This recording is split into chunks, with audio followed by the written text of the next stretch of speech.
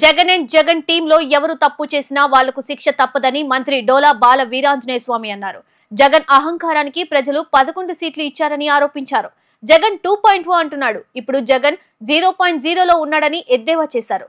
జగన్ మానసిక పరిస్థితి బాగోలేదని, జగన్ గెలుస్తాడని నమ్మకం లేక పార్టీని వదిలి నేతలు వెళ్లిపోతున్నారని పేర్కొన్నారు. జగన్ ని బంగాళాఖాతంలో ప్రజలు ఎప్పుడో కలిపారని పేర్కొన్నారు.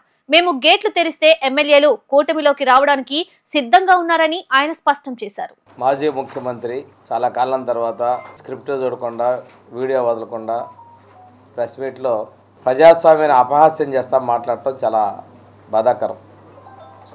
నేను అసెంబ్లీకి రాను, నేను అడిగేవాడికి మీరు సమాధానం చెప్పాలనేది వారి యొక్క దురహంకారానికి నిదర్శనం. అది ప్రజలు ఎన్నుకున్నారు. నిన్ను మీ శాసనసభ్యులు ఎన్నుగా నువ్వు కాకుండా 10 మంది ఎన్నుకున్నారు.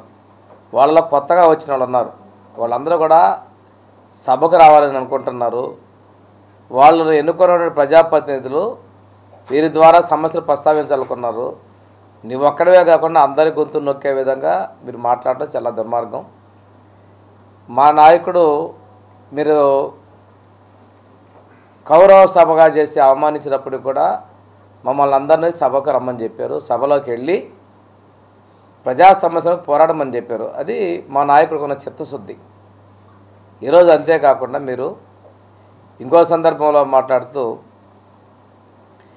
ఆ రోజు గొడ్డలపోటు గురించి మాట్లాడగానే ఈ రోజున పెద్దిరెడ్డి కుమారుడు గురించి కూడా మీరు మాట్లాడుకొని రావడం చూస్తూ ఉంటే వీటన్నిటికీ కూడా ముఠా నాయకత్వం మీరు పెంచి పోషిస్తున్నారు.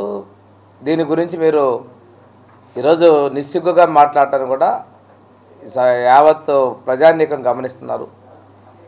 మీ ద్వంద్వ వైఖరి తెలియజేస్తూ ఉంది. మీరు చేసేటువంటి తప్పులను కూడా తెలియకుండానే మీరే బయటేసుకుంటారనేది నేను తెలియజేసుకుంటూ, తప్పులు చేసిన వాళ్ళని ఎంతకైనా శిక్షిస్తాం.